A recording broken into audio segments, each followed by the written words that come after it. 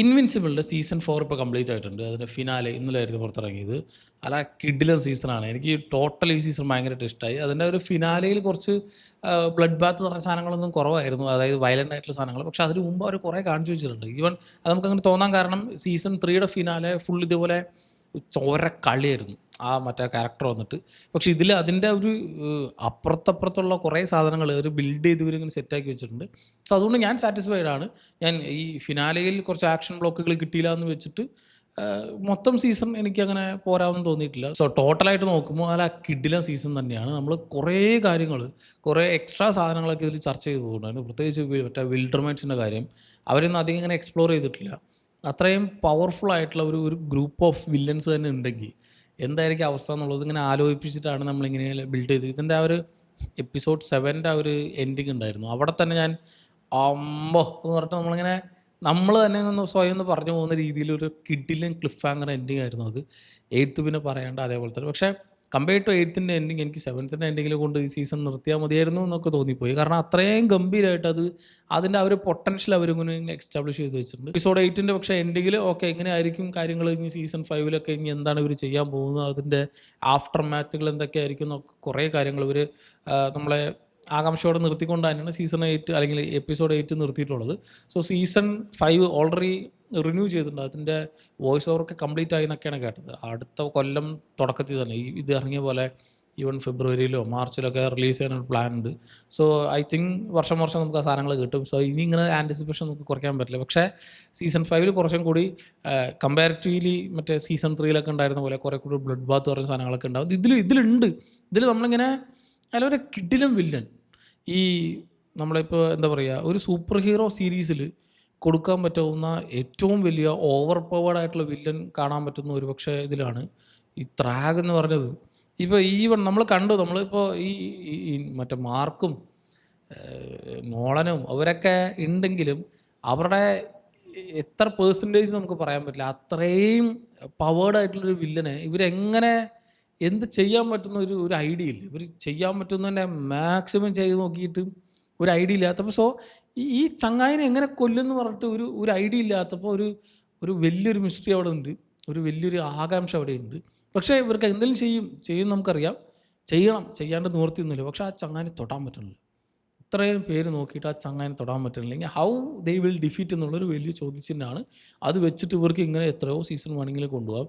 ഞാനിപ്പോൾ ചില സാധനങ്ങളൊക്കെ എത്തിയ സമയത്ത് ഇത് ഭയങ്കര ചില സമയത്തൊക്കെ ഈ സ്റ്റോറിയിൽ അതിൻ്റെ ആവശ്യമില്ല എന്നൊക്കെ പല സമയത്ത് തോന്നിപ്പോട്ടെ. ഇവാമാക്സ് എന്താണ് ആ പെണ്ണ് മറ്റേ ഇവളുടെ ഇവൻ്റെ ഗേൾ ഫ്രണ്ട്, അതൊരു അനാവശ്യ സ്റ്റോറിയിലായിരുന്നു. ഇങ്ങനെ സൈഡ് സ്റ്റോറി ഇങ്ങനെ പോകുന്നുണ്ടായിരുന്നു. ദെൻ മറ്റേ റോബോട്ടിൻ്റെ സാധനം, പക്ഷേ അത് സീസൺ 5ലേക്ക് ഒരു പ്രോപ്പർ ബിൽഡപ്പ് അവർ കൊണ്ടുവച്ചിട്ടുണ്ട്.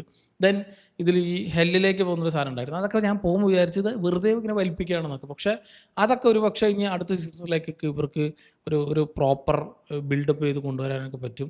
അതൊക്കെ വെച്ചിട്ട് ഈ സാധനങ്ങളെ നമുക്ക് തോൽപ്പിക്കണം. പക്ഷേ എനിക്ക് ആവശ്യമില്ലാതെന്ന് തോന്നിയത് ഇവരുടെ ആ ഒരു റിലേഷൻഷിപ്പാണ്.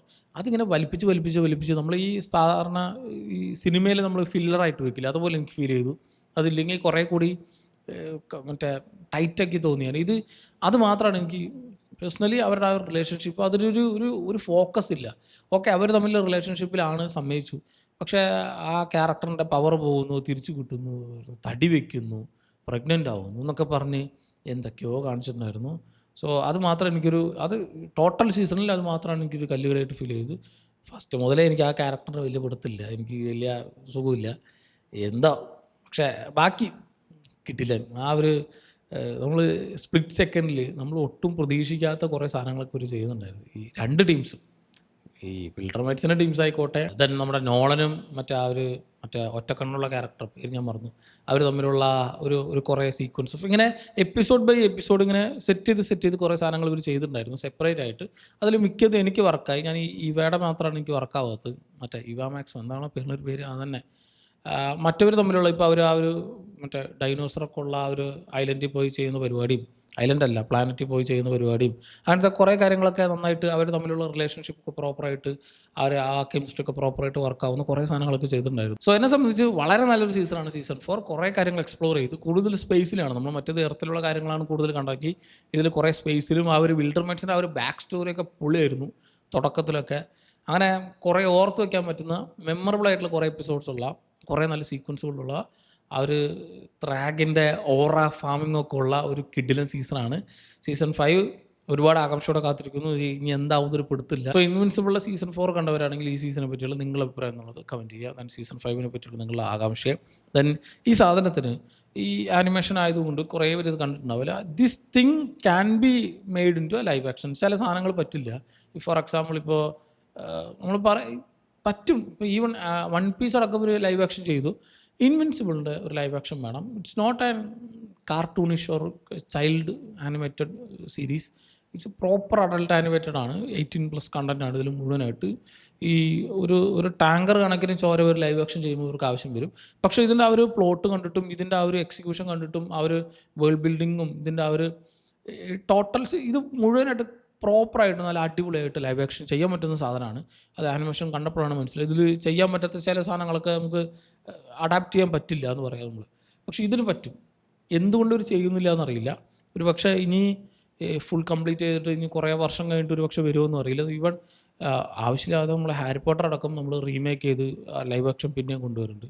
ഈ ഇൻവിൻസിബിളിലൊക്കെ ലൈവ് ആക്ഷൻ എന്താ ആരും ചർച്ച ചെയ്യുന്നില്ല എന്നറിയില്ല. Hollywood should remake. അതും ഈ DC-യുടെയോ മാർവലിൻ്റെയോ അങ്ങനെയൊന്നും പെടാൻ പാടില്ല. സെപ്പറേറ്റ് ആയിട്ട് ഇതുവരെ ആരും ചെയ്യാത്ത അല്ലെങ്കിൽ നല്ല ഈ വയലൻസ് നന്നായിട്ട് ചെയ്യാൻ പറ്റുന്ന ഏതെങ്കിലും ഒരു ഡയറക്ടറിനെ വെച്ചിട്ട് അല്ലെങ്കിൽ ആ ഒരു ടീമിനെ വെച്ചിട്ട് കിഡിലിനായിട്ട് ചെയ്യാൻ പറ്റുന്ന ഒരു പ്രോപ്പർ ഇത് നമ്മൾ ഈ ബോയ്സൊക്കെ ചർച്ച ചെയ്യില്ല. അതേപോലെ ഒരു പക്ഷേ അതിനേക്കാൾ കൂടുതൽ ഫാൻഡം വരാൻ പോകുന്നൊരു സാധനമാണ് ഇതിൻ്റെ ലൈവ് ആക്ഷൻ വന്നാൽ. കാരണം ഇത് കുറേ പേര് ആനിമേറ്റഡ് ആയതുകൊണ്ട് കാണില്ല. കണ്ടു നോക്കുക, കിഡിലിനാണ്. ലൈവ് ആക്ഷൻ വന്നാൽ നല്ലത്. കുറേ പേരിലേക്ക് ഇത് പോപ്പുലറായിട്ട് ഇങ്ങനെ കുറേ പേരിലേക്ക് വൈഡ് സ്പ്രെഡായിട്ട് എത്തും. കാരണം എല്ലാവർക്കും കൺവിൻസ് ആവുന്ന ഇഷ്ടപ്പെടുന്ന ഒരു ജോണറും ഒരു കുറേ നല്ല ക്യാരക്ടേഴ്സൊക്കെ ഉള്ള നല്ല കിഡിലൻ സ്റ്റോറിയിൽ തന്നെയാണ്. ഇനി ഇതിൻ്റെ ആ ഒരു ഫ്യൂച്ചർ പൊട്ടൻഷ്യലും എനിക്ക് ഇഷ്ടമായി. ഇനി എങ്ങനെ ആയിരിക്കും പോകുന്നുള്ളത്. വെറുതെ നമ്മൾ ചില സീരീസുകളൊക്കെ ഇല്ലേ എന്തിനോ വേണ്ടി ഓരോ സീസണുകൾ ഇറക്കുക. പക്ഷേ ഇതങ്ങനെയല്ല. ഒരു പ്രോപ്പർ കൺക്ലൂഷൻ കൊണ്ട് നിർത്തിയിട്ടുണ്ട്. ഇനി എന്താവും എന്നുള്ളൊരു ആകാംക്ഷ നിർത്തിയിട്ടാണ് സീസൺ 4 നിർത്തിയിട്ടുള്ളൂ. So I'm satisfied. കണ്ടവരുണ്ടെങ്കിൽ സീരീസിനെ പറ്റിയുള്ള നിങ്ങളുടെ അഭിപ്രായം കമൻറ്റ് ചെയ്യുക. മറ്റൊരു വീഡിയോയിൽ വീണ്ടും കാണാം. നന്ദി.